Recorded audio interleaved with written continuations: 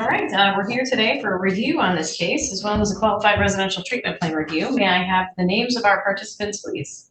Lee Heiss, lawyer, guardian ad litem. Nastasia Thomas, counsel for the department. Ms. Skibinski. Karen Skibinski, foster care worker for the department. And for the parent? Vanessa Eberly. Good morning, Your Honor. Ariel Berger here on behalf of Vanessa Eberly. Okay, and who's coming in from the Hope Network? Len Cutzley, clinical supervisor for the Hope Network. Thank you. And then do you have the juvenile there with you this morning? I do not.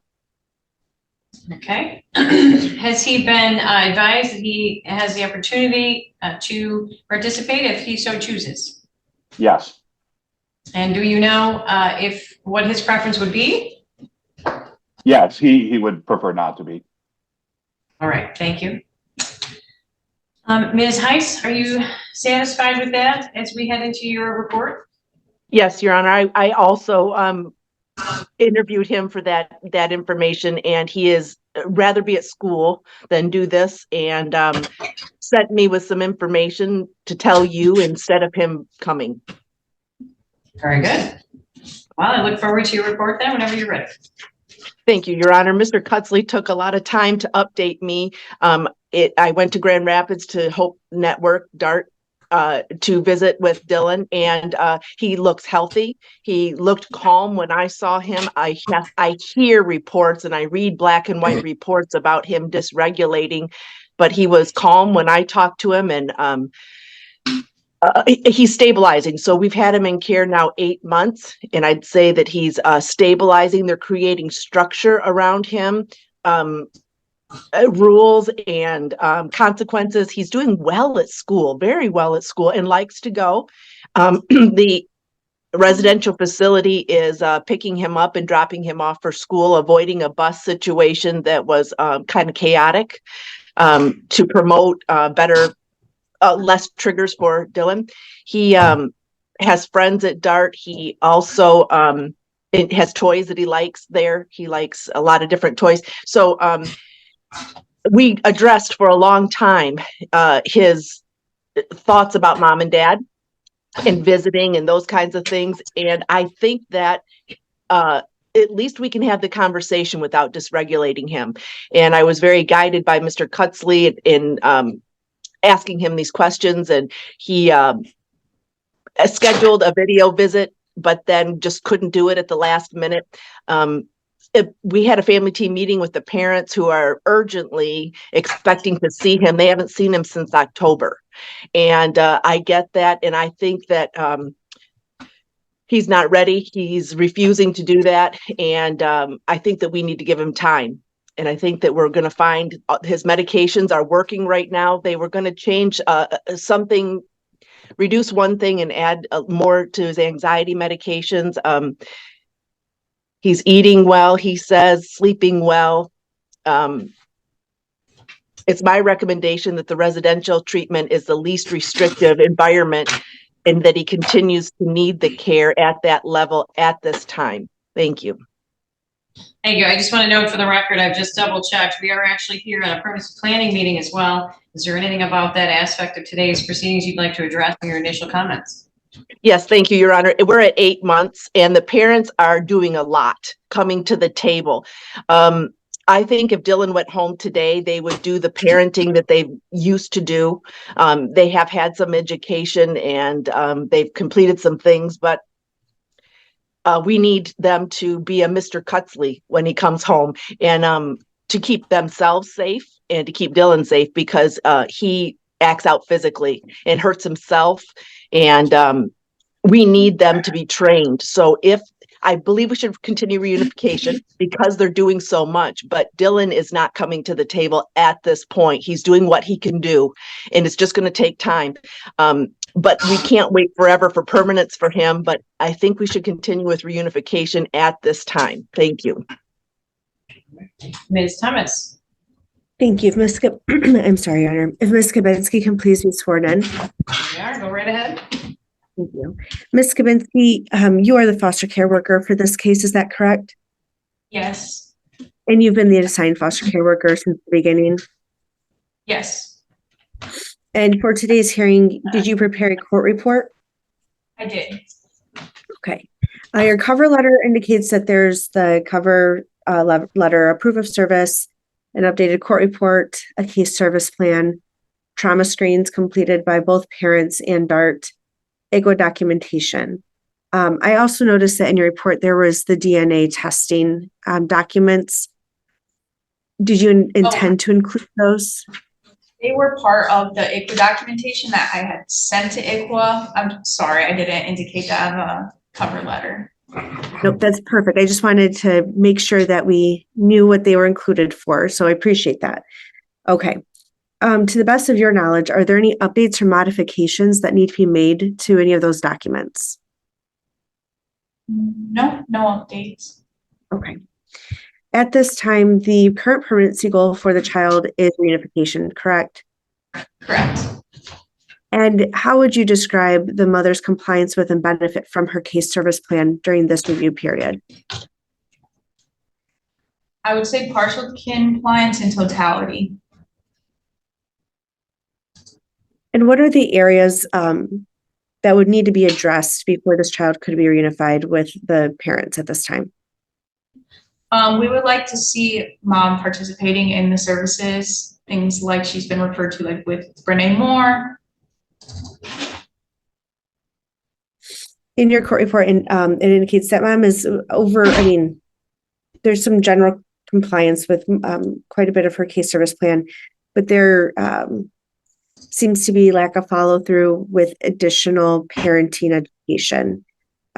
Is there anything else that you think warrants a partial compliance report? I agree, like the parenting education is the lack of follow through is the big thing. Miss Eberly did complete some parenting education back in the fall, is that correct? Yes, she requested to complete a CPI course and we provided that for her. We provided payment for her to complete that. Okay. Thank you. In your report, you've also indicated very thoroughly the efforts that have been put forth for reunification for this family. So thank you for doing that. At this time, as it relates to parenting time, are you requesting any change to the court's orders, which requires the facility or therapist to make the determination on parenting time? I would request no change. I would like that to be at the discretion of DART going forward. Okay. And in your, have there been family team meetings in which you have been able to explain to the parents why that is your recommendation?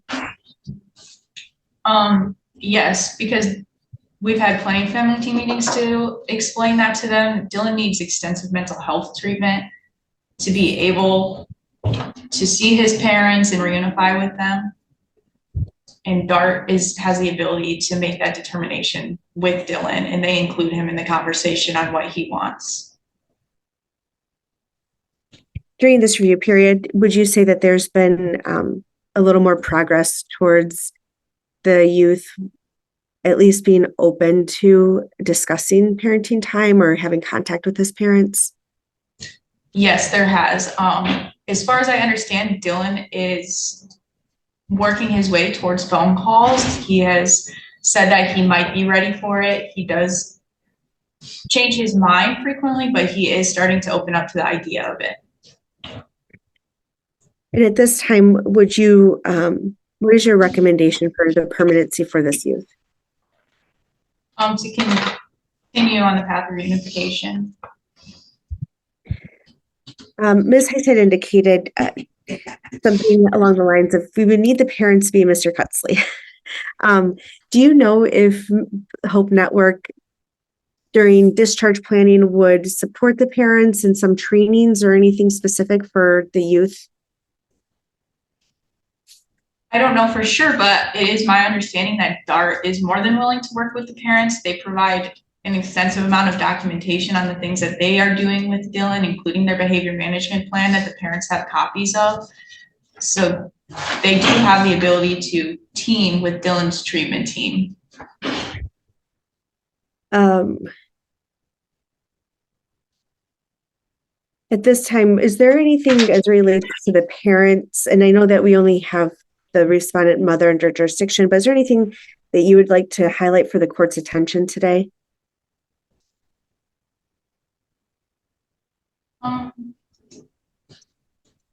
Just that we have seen minimal progress in regards to the services that we'd like Vanessa to complete. You know, if Dylan was returned home today, I don't think she would have the skills to parent her son. So we would just like to see her do some more effort in her parenting education and getting involved with Dylan's treatment team. At this time, do you believe that the residential program is still the least restrictive environment to ensure his safety? Yes, I do. And is there anything that you would like to highlight from your court report or from your personal knowledge as relates to the child's welfare during this review period? I mean, Dylan appears to be doing really well at DART. He loves school. He loves the school he's going to. He has relationships with the staff there. He's made progress in his mental health treatment since his placement at DART, which is a positive. Thank you. Just want to review these documents. Thank you for that information, Ms. Skabinski. Your Honor, I have no further questions for this witness and would move to admit the court report with the attachments. Thank you. No objection. No objection. Thank you. They are received. Questions, Ms. Berger? Yes, thank you, Your Honor. Ms. Skabinski, is Dylan being encouraged to, I guess, have parenting time or to be able to talk to his parents? I would assume yes, encouraged, but this is reviewed with him weekly on like what he would like to do. Okay. At what point do we kind of change the narrative and not give the child all of the power? Because once he's returned home, assuming he's not going to have all the power and he is going to have to listen to his parents.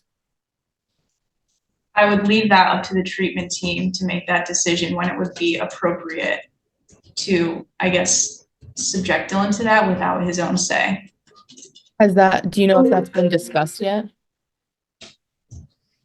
I think I understand that the treatment team is still working with him and giving him patience in his own mental health for him to be able to make the decision if he would like to see his parents. Okay. And is there like a deadline that he would have to leave that facility? I mean, the goal would be to reunify him with his parents within a year, but no, there's not a deadline. Okay. So if it takes a certain amount of time, they're not going to say that they're discharging before he would be ready for that. I'm sorry, can you repeat the question? Cut out just a little bit. Sure. So they wouldn't be discharging until he's ready for that. There's no, end date. No, that we would look at the discharge plan as Dylan became ready for that. At this time, he's not ready for discharge. Okay. And what parenting education, what classes is Vanessa currently doing, if any? As far as I understand, she just did the Love and Logic group course that happens at Springbrook. She was able to attend 3 of the sessions. And the sessions that she did not attend, they gave her documentation on what she would have missed, but that is the only parenting education that she's involved in. Okay, so is that considered complete then? She did send me a certificate, so yes, complete. Okay. Is that class tailored for people with children with special needs like Dylan? As far as I understand, there's skills that the parents can learn from that course and apply to their situation. Working with Brene Moore would be more tailored to their specific situation. Okay, so the Love and Logic is for quote unquote normal children? I think it's for all children. I think there's skills that they can apply to their situation. Do you know what? The love and logic, the love and logic approach. And do you have experience with parents successfully applying those with children with special needs like Dylan? I couldn't say that. Okay, so no. I would say, Elizabeth, who was the previous case manager at DART, she was the one who brought to my attention what love and logic is. So it's my understanding that they use these skills with the children there as part of their treatment. So if it's working there and positively impacting Dylan, it would also work in that home. Okay. And when was the class with Brene Moore, when was that recommended to Vanessa? I sent the referral on December 5th. Okay. And do you know what days of the week that is? It's any time that they would like to schedule with her. She's even offered weekend appointments with them. So it sounds like 7 days a week she would have availability to schedule with them. Okay. And the Love and Logic class, do you know how long that was, or how many, or what day of the week that was? I'm sorry, which one? Yeah, the Love and Logic class. Do you know what day of the week that was on? Okay, I'm sorry. I'm just confused which one you're asking about. The Love and Logic with Brene Moore, or the one that they were doing at Springbrook, that's the group class. Are they both called Love and Logic? Yes. So the one that she already completed. It was Thursday nights for, it was a 6-week program. Okay. And is Love and Logic with Brene, is that a defined program? How long would that program be? It would be as long as they needed it. The referral, I believe, it's a 6-month referral, and it can be extended as long as they need to work with Brene. And is that recommended weekly? Weekly would be best, but whatever can work into their schedules. Okay. And is there another referral you sent for parenting education this reporting period as well? Yep, I had sent them just another referral just to try to get them involved in something, and that was for raising highly capable kids. It was just some parenting education just to get them to try something, because at the time they weren't involved in anything. Okay. And are you still asking that they complete that? I'm really pushing for them to get involved with Brene Moore, because she can create a plan that's really tailored to their situation and work with them individually. Okay. So is the raising highly capable kids, is that going to come off the case plan? If they get involved with Brene Moore. Okay.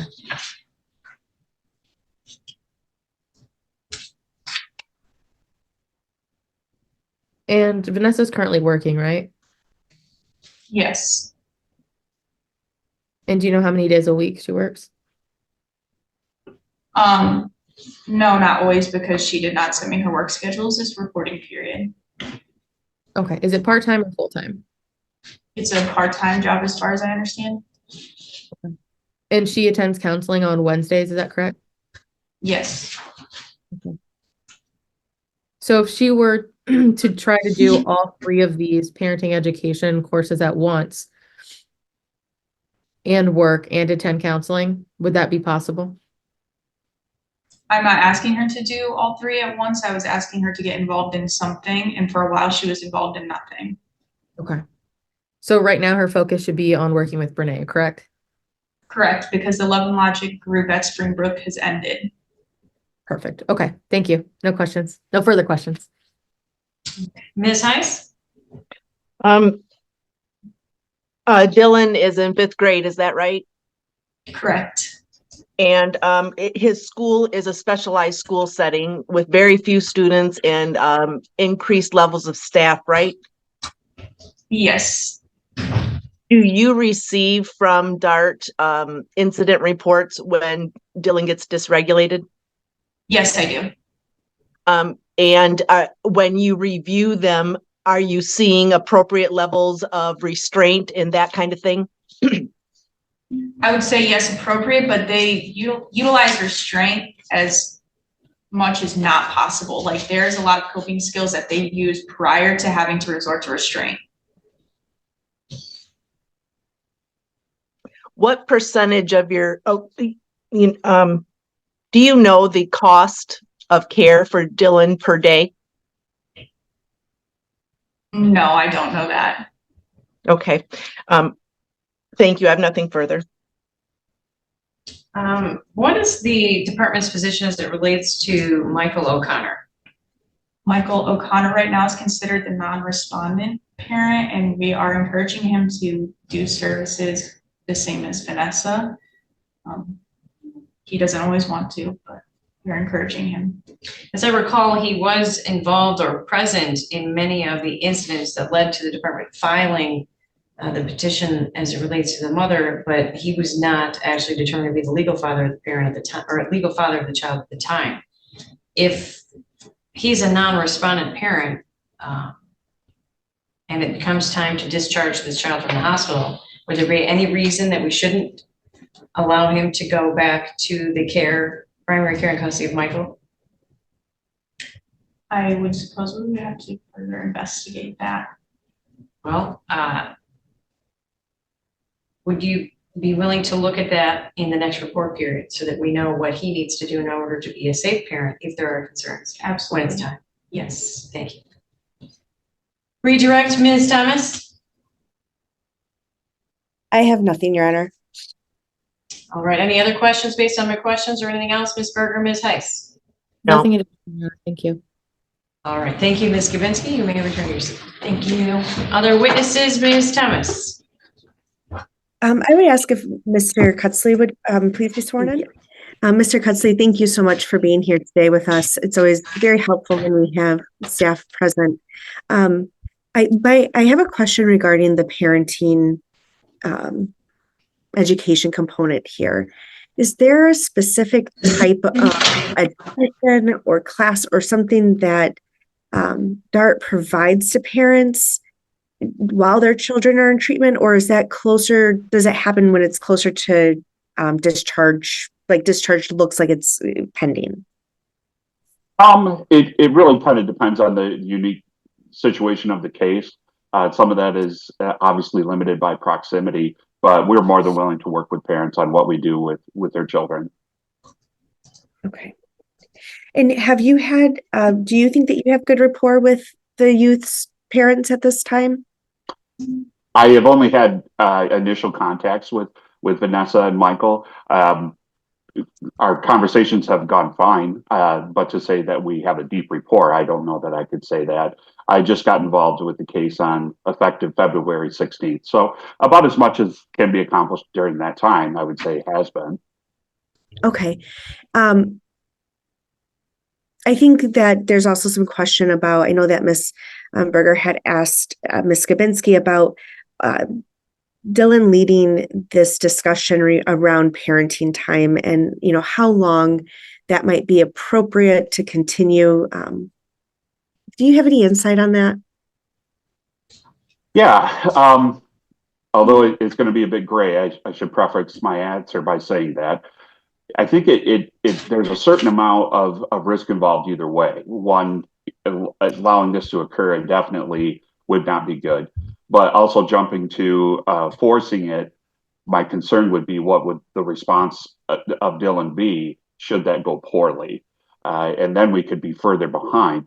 So there was some initial discussion about the parents coming up for his birthday, and as of yesterday afternoon when I was talking with Dylan, I had asked him, I said, what do you think about that? I mean, obviously, I could be there, another staff, if you felt like you needed somebody around you, not necessarily because of danger, but just so he knew that he had emotional support. And he said he was okay with that. Now, as has been previously stated, that could be an 11th hour change of decision. But he has always offered that, always encouraged in various ways. It could be, I've even offered like, hey, if you want to write them a brief email, I can sit here, you can type, I can type, whatever the case might be. So there's a certain amount of that it is difficult to discern. But even saying that it's difficult to discern when it's an appropriate time says something about where we're at. So at this point in time, I'm tentatively okay with the idea of them coming up and celebrating his birthday with him, and subject to change based on where he's at the time, emotionally, I should say. Thank you. And is there anything else that you think our court should know as the court considers what orders to make to assist this family with reunification and what's in the best interest of the youth? I think the notion of there's been some discussion about love and logic. I'm not familiar with the other courses that were mentioned, but we use love and logic as a basic underpinning to what we do. It's not a be all end all form of parenting, but what it is and where it can be helpful with our staff, and the reason why we teach it is to avoid unnecessary power struggles that lead to escalating Dylan or getting involved in things that could lead to him becoming unnecessarily escalated. And the reason why we teach that to our staff is so that they remain calm and they don't escalate the situation further. And knowing that we're all human, that can happen. So it's not everything that's involved in Dylan's treatment. I don't want to say that, but it is a mindset of approaching situations to avoid unnecessary power struggles and also to avoid becoming escalated ourselves. Wonderful. Thank you. I have no further questions. Thank you. Okay, Ms. Berger? No questions, Your Honor. Thank you. Ms. Heiss? Yes, Your Honor. Mr. Cudsley, I know you and the parents know what it looks like when Dylan dysregulates, but I want you to describe it so that we know what we're avoiding for him. Will you describe to us what happens when he dysregulates? Sure.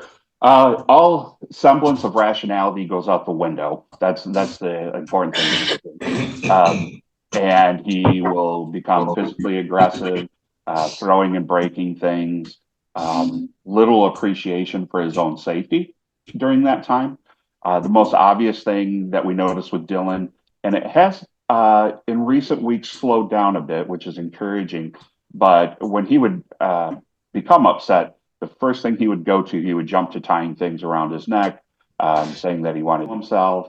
And while I don't believe that he genuinely wants to do that, I should say that, because if I said, well, I'm going to have to put you on precautions and strip your room, he was like, well, don't do that.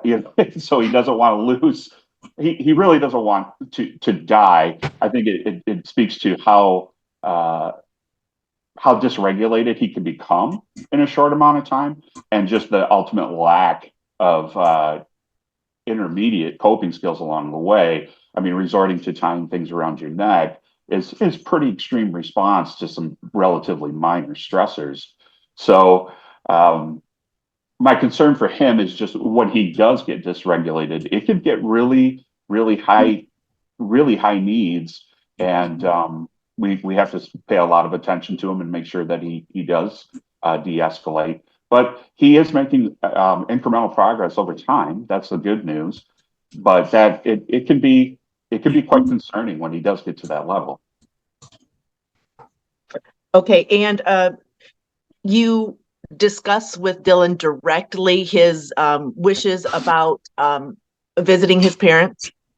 Yeah, I have those conversations with him almost in all of our therapy interactions.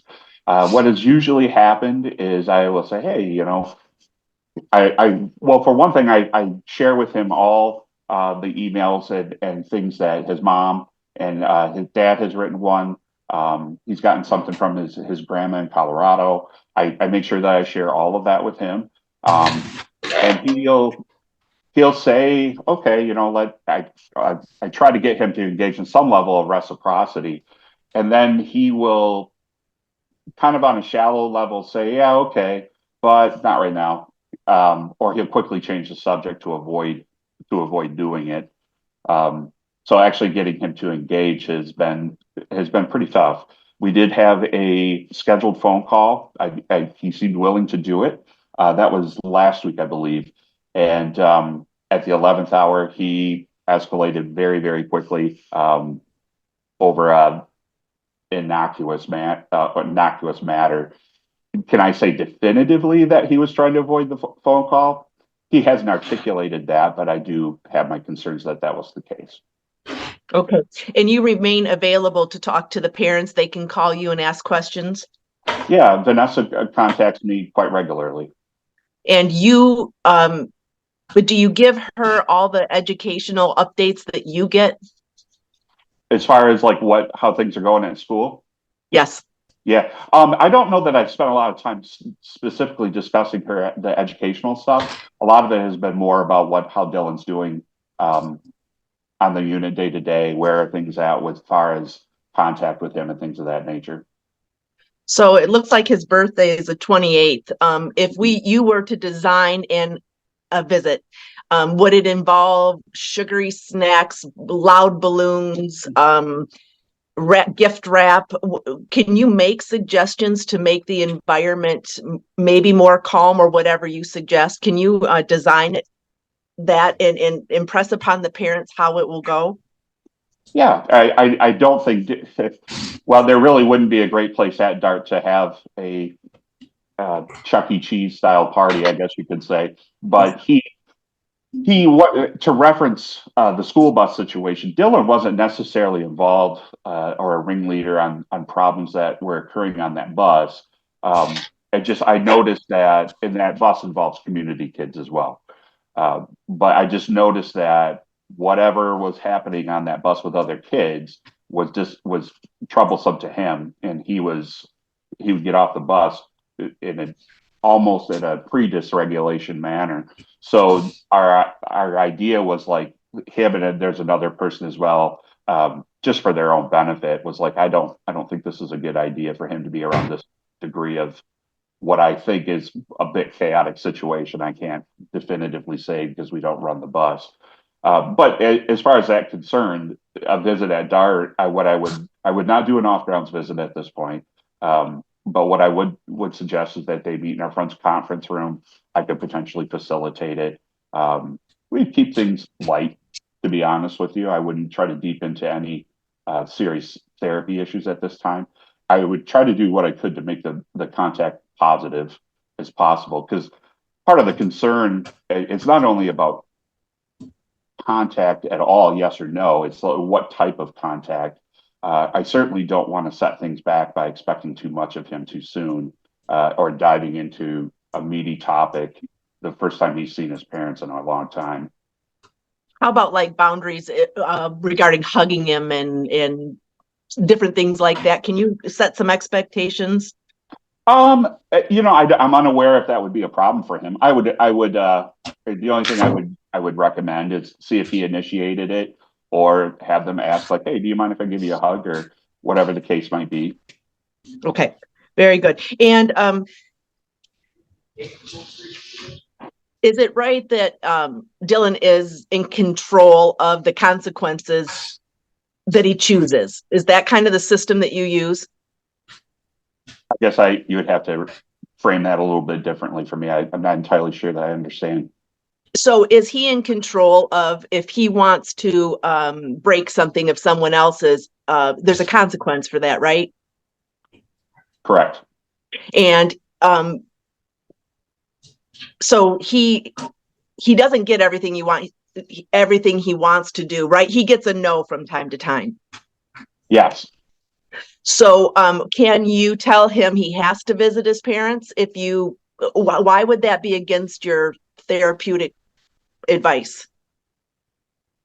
To just say you're visiting with your parents no matter what. Right, just like you're not going to play in the middle of the road, you're not going to break other people's things. The rule is you have to visit your parents. What's wrong with that? Yeah. Well, to back up a step, as far as like phone calls are concerned, you have to have whatever weekly phone call with your parents. I have no ability to force that. I can't make him talk. I can't lay hands on him to force him into a room where there's a phone.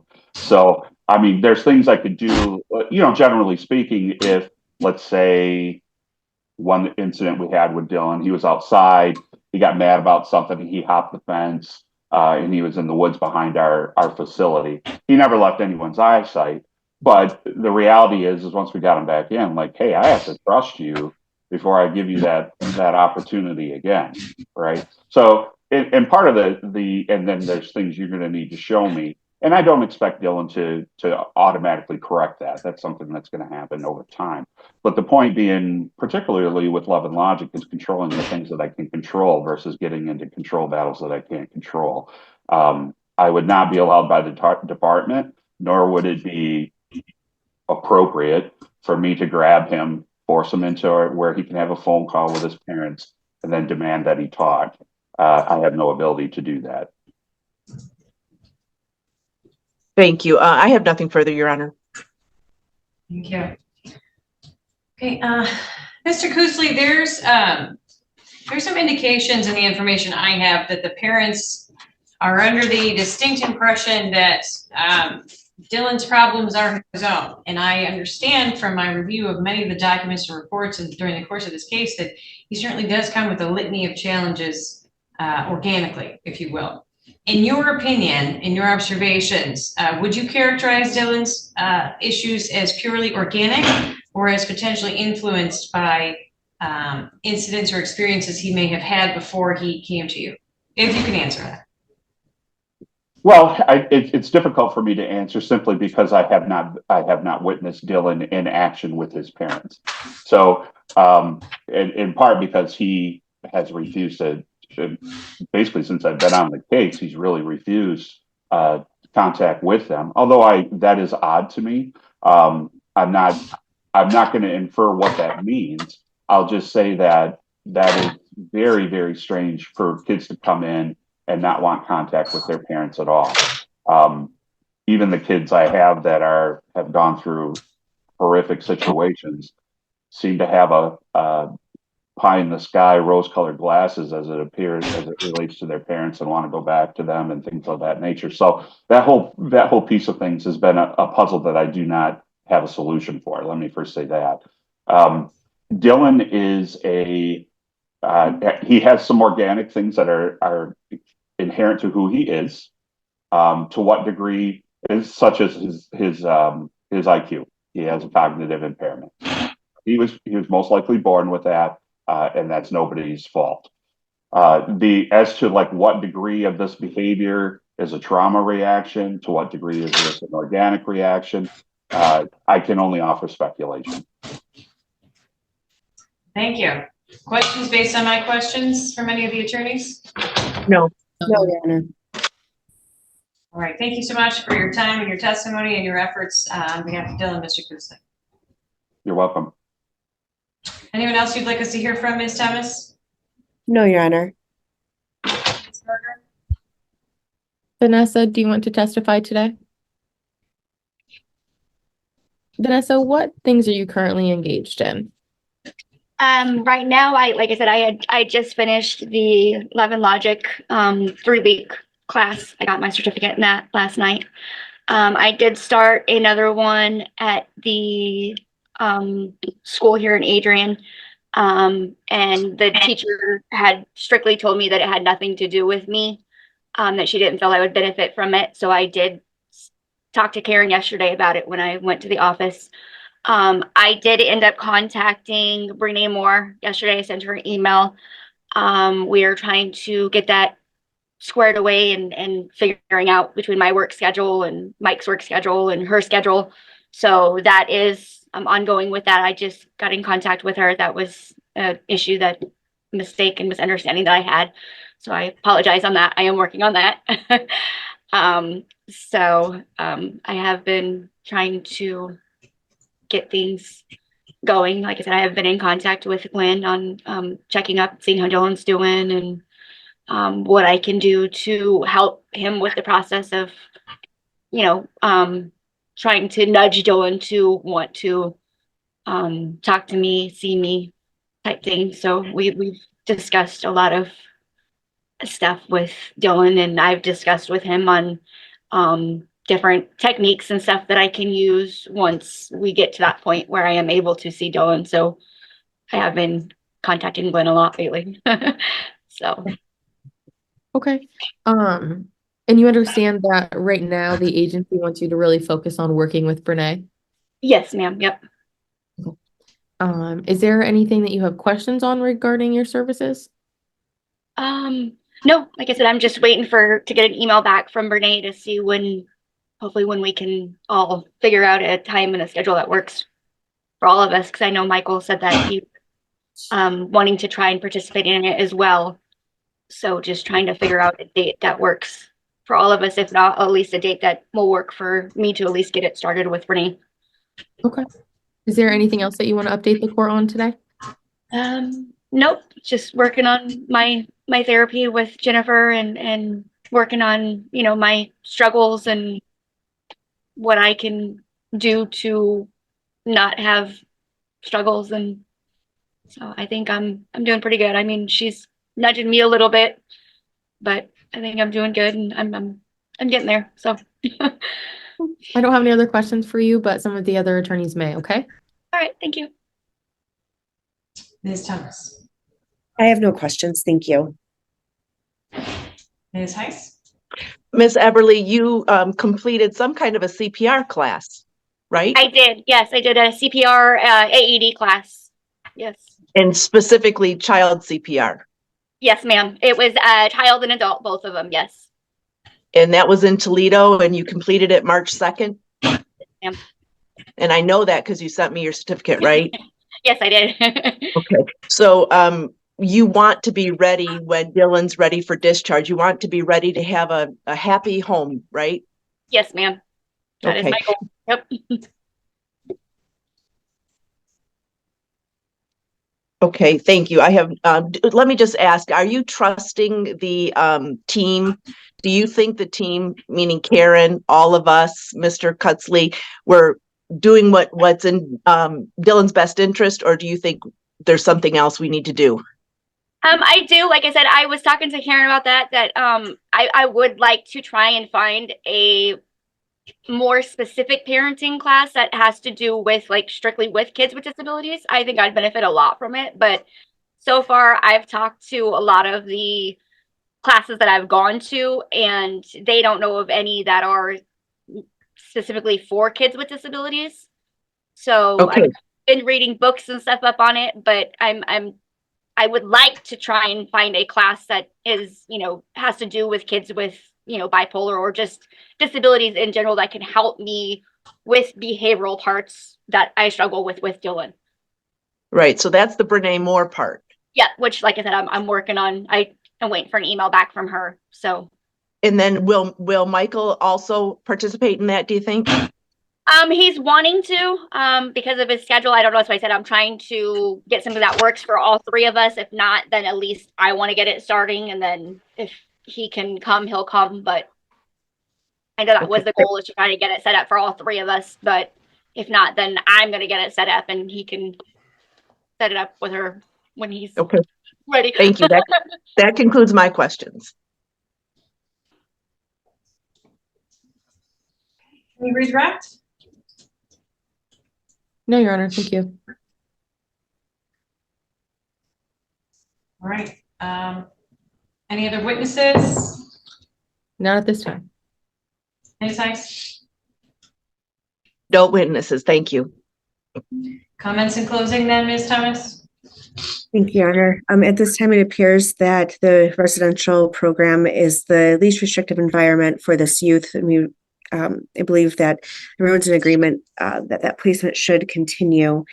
As it relates to the permanency planning component of this hearing, I also believe that everyone's in agreement that reunification remains the goal for this youth. I know that there's some question up in the air as a newly established legal father is in the picture legally. This person has been in the picture for, I believe, the youth's entire life. And so from the department's perspective, it's been my understanding that although legal parentage is established, there's no custodial rights until a custody order is sought or other action is taken by the parent.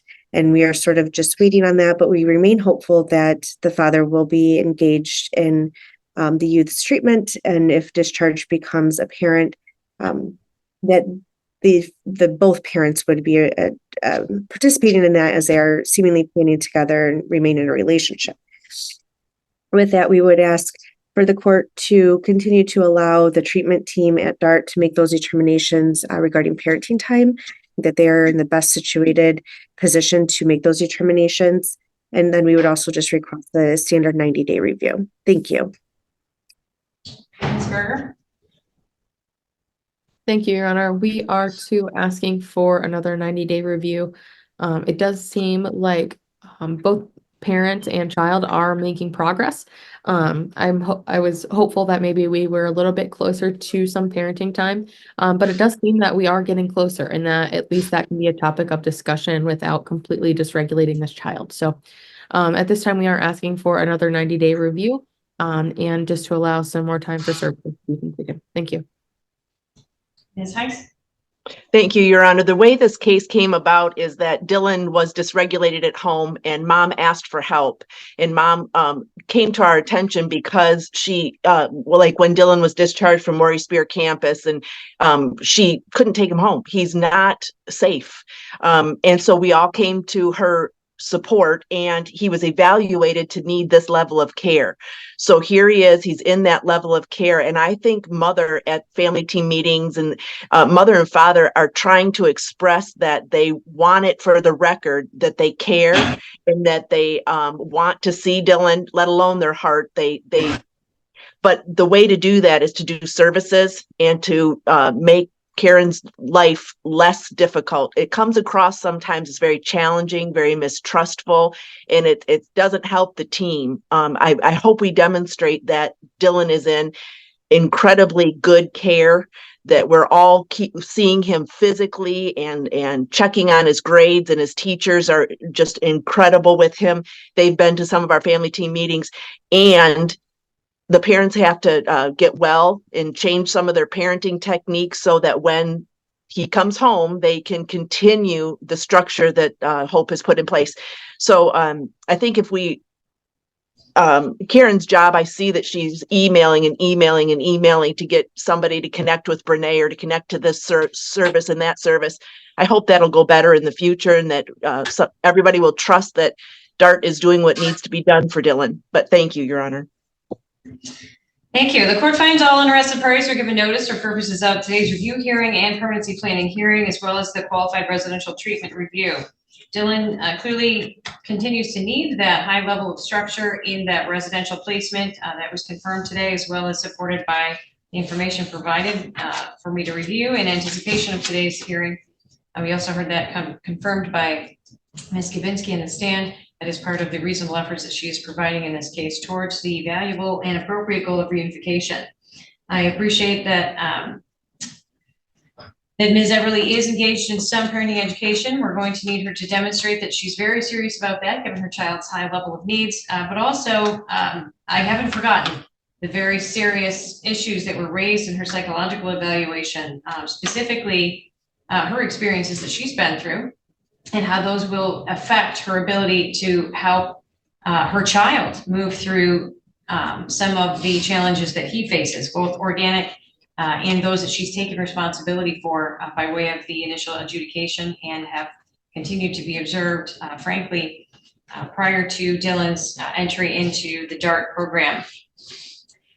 I've already remarked on this in a way by my question to Mr. Kutzley, but it continues to concern the court that it appears both parents have taken the position that simply Dylan's organic challenges are the only ones that are presented here, and that's clearly not the case. Should we have an adjudicated parent here who has at some point taken responsibility for a pretty significant gap in parenting, which is related back to some of the trauma that she has herself been through in her life. There's some EMDR programming that she's supposed to be engaged in with her counselor. And there were a few remarks about that in the court report, but it's imperative that we get an update from her counselor next time, Ms. Kabinski. I've laid that out in the last page of today's order as well, asking you to make sure that we get an update on her progress. I know that there were several materials that were provided to Ms. Everly and to her counselor, Ms. Franklin, to work on. I'd like to know if those are being utilized. I can see that she is embarking down the road of some EMDR treatments. The initial assessment for that was at least 9 months, so I'd like to know where she's at on that. And to confront, if you need to, Ms. Franklin on some of the risks that were identified in that psychological evaluation and whether or not that's being addressed in her work with Ms. Everly.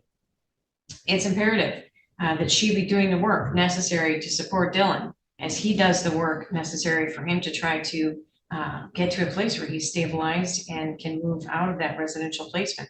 Or we're going to end up in the same situation we were before, likely with a more devastating impact on a young man who has seen that it's possible to have an environment that he can function, at least for periods of time, which appear to be getting longer and longer.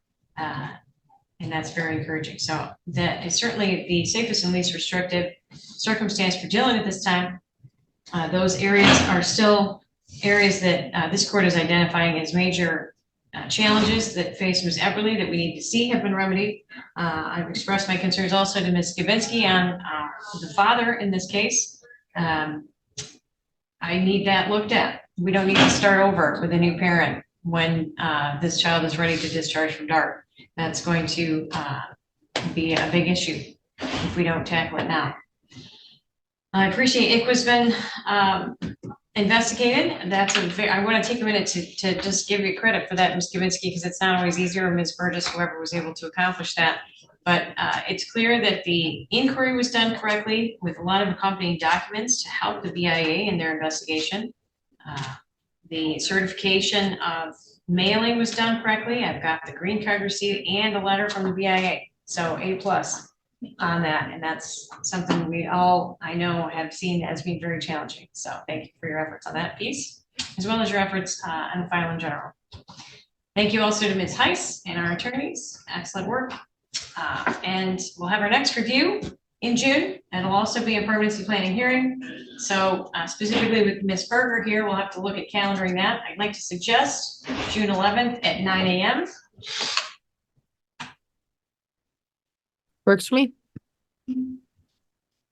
Okay, very good. We'll see you back here then for our next review and permanency planning hearing on June 11th. All right, we are on record on Zoom in regard to the initial petition in this matter. And the names of our participants, please. Lee Heiss, lawyer guardian ad litem. Karen Ms. Stasia Smith. Thomas. Hang on, I'll go first. Ms. Stasia Okay. Thomas with the department. Karen, go ahead and state your name. Okay, Karen Smiski, foster care worker. Could you spell that first, please? Yes, CARINSKIBINSKI. Okay, wait a minute. C-A-R-I-N. Yes, SKIBINSKI. Okay. Cool. All right. Good afternoon, Your Honor. Ariel Berger here on behalf of Mother Vanessa Everly. So we have Ms. Everly. I know we don't have her in the courtroom. I'm sorry, Your Honor. There we are. Okay. I'm Vanessa Everly. Thank you. All right, let's start with your report, Ms. Heiss. Thank you, Your Honor. I was able to visit with this child face to face, and he, when he was still back at Hickman Hospital. I do want to report, I'm in charge of his legal rights, and he has a right to the least restrictive setting that can keep him safe and provide normalcy. He is also entitled to a placement that does not create a risk of harm to him.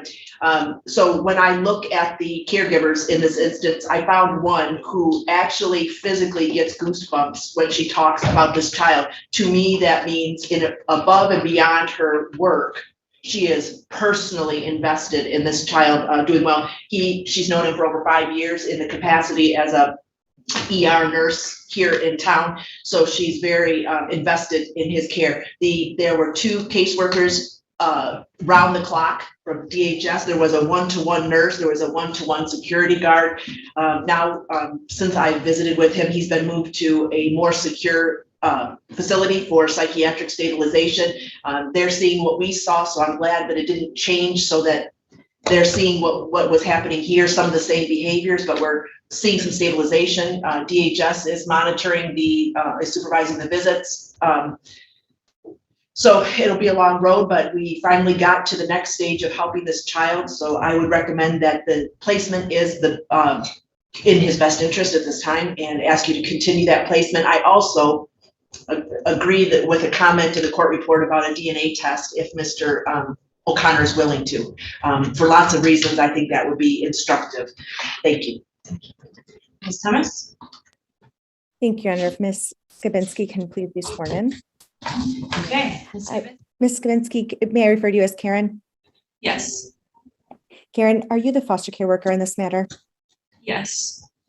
And did you provide a court report for today's hearing? Yes, I did. And were there any other attachments to your court report? Just the case service plan and the behavioral plan by Pine Rest. Wonderful, thank you. And are there any updates or modifications that need to be made to any of the documents that you provided for the court today? No. At this time, what is the current permanency goal for the child? Reunification. And do you believe that at this moment in time, there would be a substantial risk of harm if he were to be returned to his mother today? Yes. And can you elaborate what that risk of harm would be? Vanessa has not been given the opportunity to work her case service plan, so the risk of harm still remains as physical neglect, mental injury, and improper supervision. Thank you. And other than the risk of harm that you just mentioned, are there other barriers to reunification at this time? Yes. Vanessa needs to be able to identify what she needs when Dylan is in heightened behavior and also what Dylan needs, and to be able to communicate that, as well as to be able to identify like her social supports.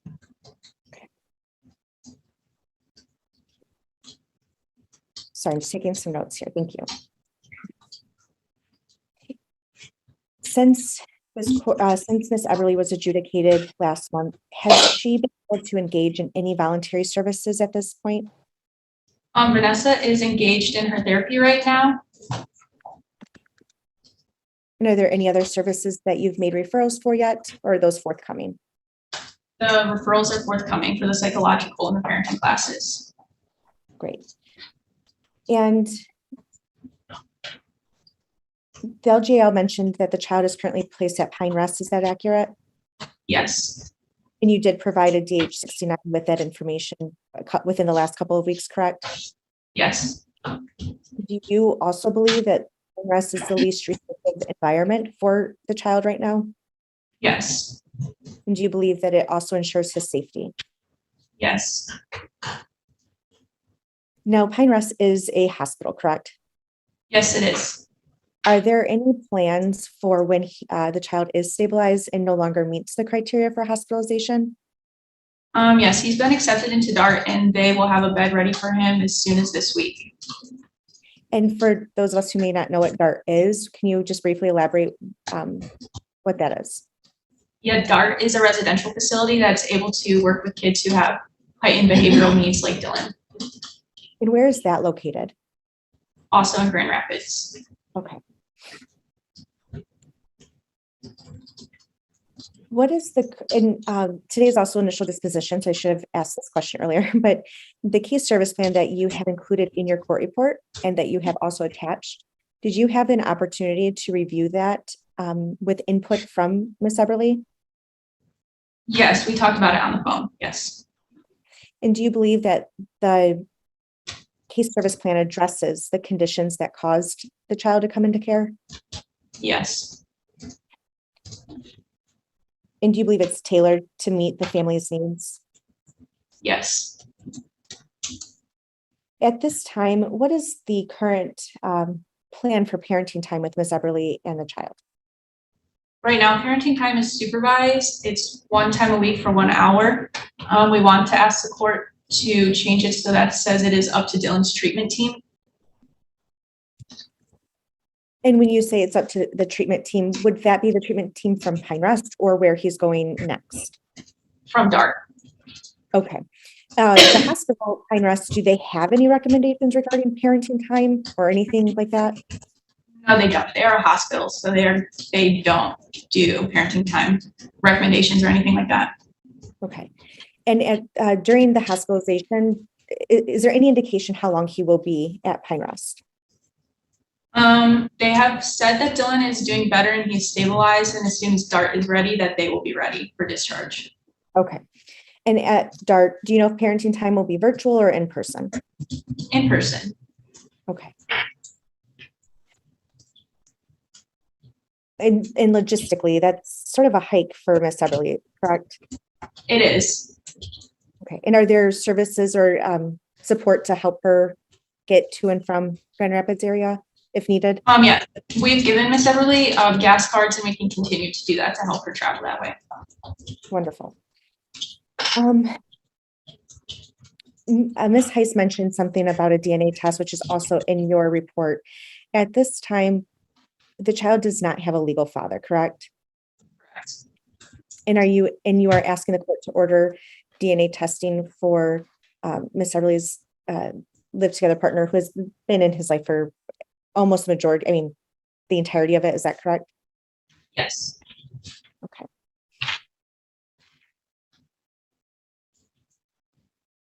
And is there anything that you'd like to highlight from your court report or bring to the court's attention as relates to the child and or Ms. Eberly? No. Thank you. Your Honor, I have no further questions of this witness. I would move to admit the court report with the case service plan and the behavioral plan from Pine Rest. Objections? None. No objection, Your Honor. Thank you. They are received. Questions for this witness, Ms. Berger? Yes, thank you, Your Honor. Can you hear me okay? Yes. Okay. Can you reiterate the discussions that you've had with mom about the plan for in-person visits? Yep, so Vanessa knows that in-person visits are for her and Dylan only, not for Mike to be present, and they're supposed to be a positive experience for her and for Dylan. Okay. What was his name? Sorry, what was his full name for the, so Michael is not supposed to be there? I'm assuming that's Ms. Michael Evans. O'Connor, that's her live together partner. Thank you. You're welcome. And when these visits are supervised, how has the agency been helping coordinate that? They are supervised by me right now because Pine Rest does not have the ability to supervise the visits. So I have been traveling to Grand Rapids with Vanessa to meet her there for supervised parenting time. Okay. And when or if Dylan is moved, what would be the plan for supervision at that point, if there is a recommendation for supervision still? If DART needs me to supervise the parenting time, I can do that. If DART has the ability to supervise parenting time, we can work with them as well. Okay. Do you think that parenting time needs to be supervised at this time? Yes. What about phone calls? Yes, I do. Okay. And what's your plan for supervision regarding phone calls? We can set up ahead of time 3-way phone calls for me, her, and Dylan.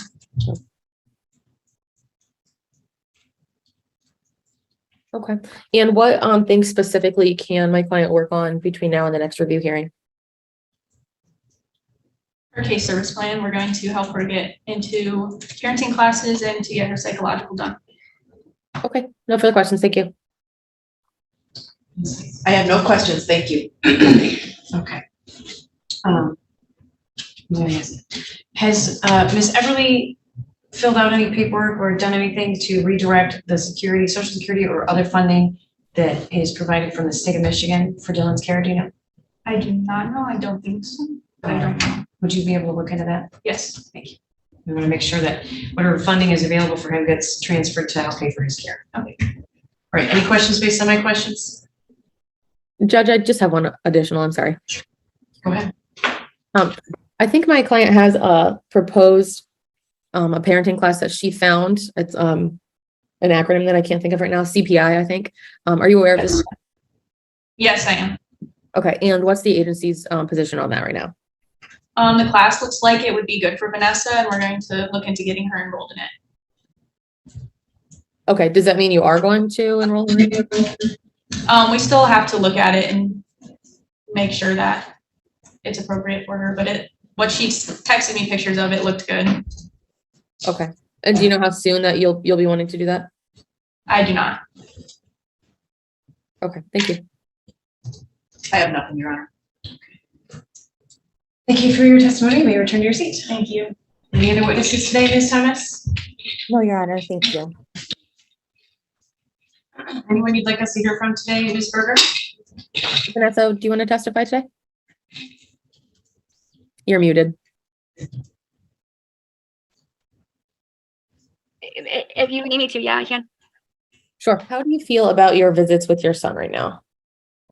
They're going good. I mean, they're short, obviously, because he doesn't really, be able to sit still long enough. They're like maybe 10 minute visits, if that. I try to, talk to him and see how he's doing, but he's more often to, I guess, feeling he's missing out on whatever the other kids are doing. So it's, like I said, it's maybe 10 minutes tops. Okay. And what about phone calls? I've had one phone call with him. Well, I've had 3 altogether. I had 2 with him by himself with the nurses, and then I had one with Karen and him.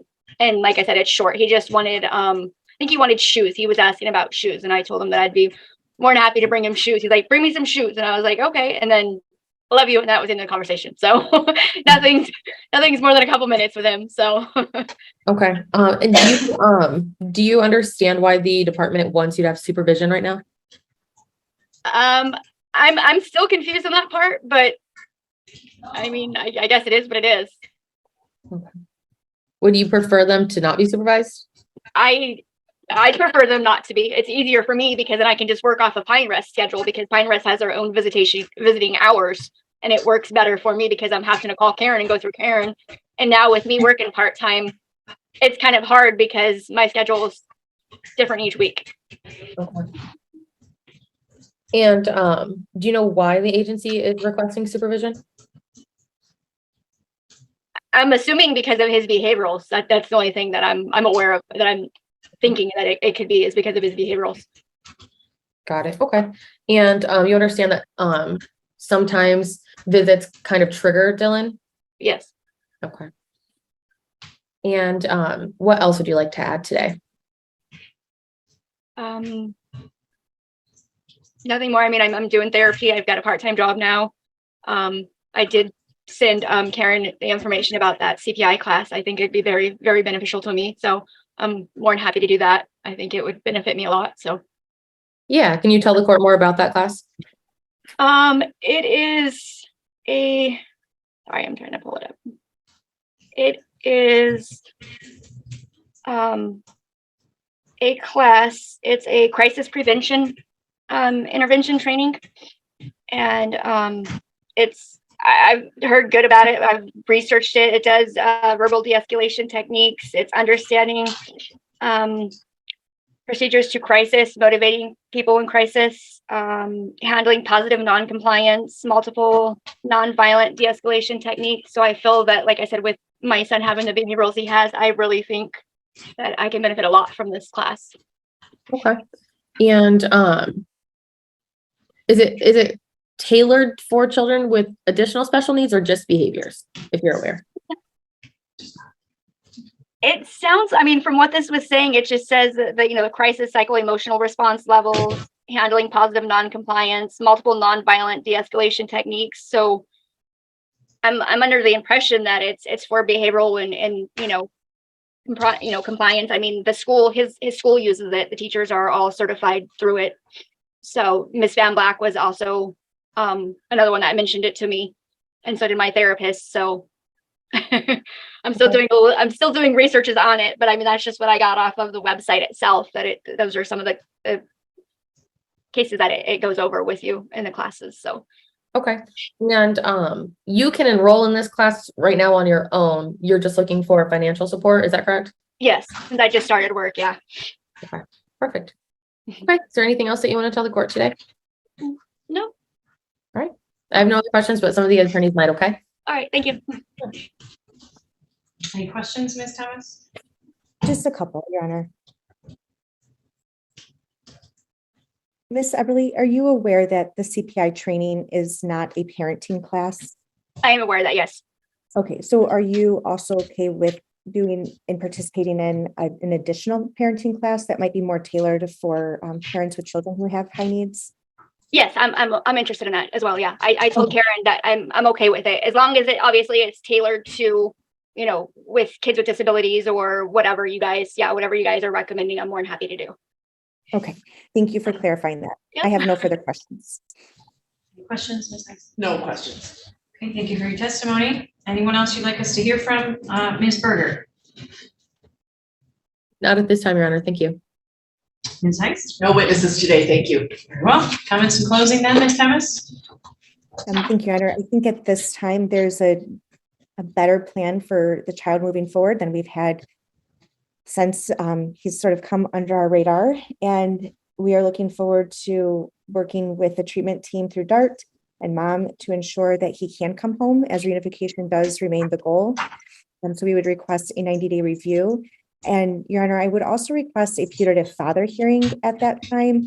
I believe that that would be a sufficient amount of time if this court is inclined to grant the order for DNA testing. I believe that it would be a sufficient amount of time for the DNA referral to be made and hopefully those results to be back for Mr. O'Connor. And other than that, again, just a 90-day review. Thank you. Great. Ms. Berger? Thank you, Your Honor.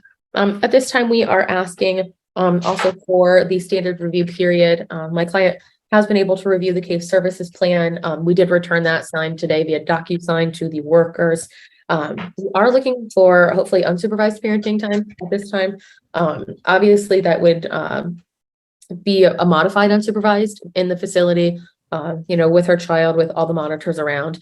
But with the hardships and scheduling right now, and I think the protective nature where the child is residing, I think that is sufficient enough supervision for the contact between him and mother. And there also would need to be coordination for phone calls. It's not like she would be able to, direct call him without any sort of intervention or help from the facility in which he is residing. So at this time, we are asking for unsupervised time. We're asking that the agency pay for that CPI class, and with the understanding that would be in addition to other classes. But that's something that my client's been asking for a couple of weeks now. So I think that would be beneficial. And then we are just asking for this case to be reviewed again in 90 days. Thank you. All right. In order to issue the notice of putative father hearing, I need to know the child's place of birth. Does anybody have that offhand? Thornton, Colorado. Thornton? Yeah. Ms. Heiss, any comments? No, thank you. All right. The court finds all interested parties were given notice for purposes of today's review hearing. I do find it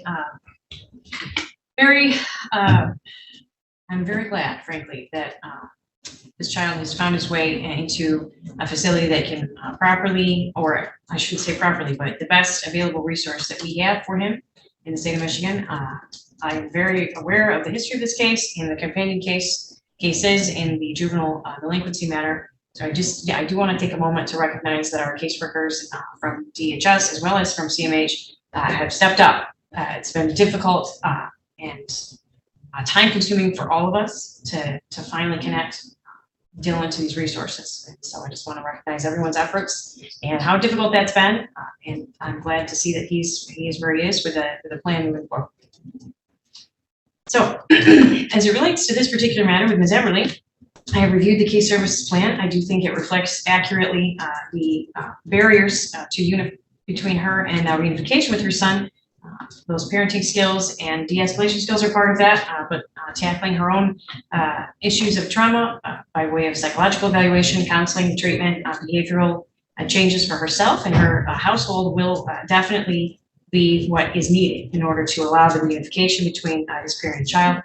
The child himself is also in need of specialized residential treatment at this time, which is approved and noted in the court's order moving forward for as long as that's necessary.